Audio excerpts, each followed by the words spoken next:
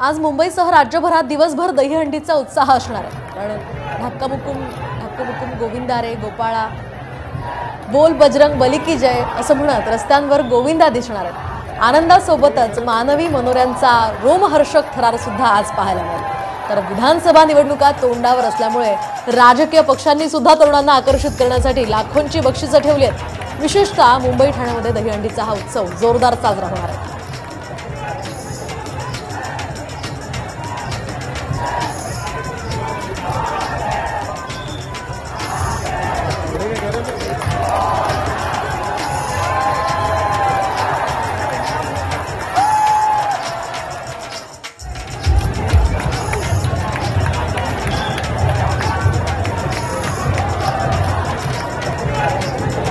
नौदलाचं पथक तातडीनं मुंबईहून मालवणला रवाना झालंय। तर मालवणच्या समुद्र किनाऱ्यावरील शिवरायांचा पुतळा कोसळलेल्या या प्रकरणात हे पथक आता अभ्यास करणार आहे। तर नौदलाच्या या पथकामध्ये अभियंत्यांसह विविध तज्ञांचा सुद्धा समावेश आहे।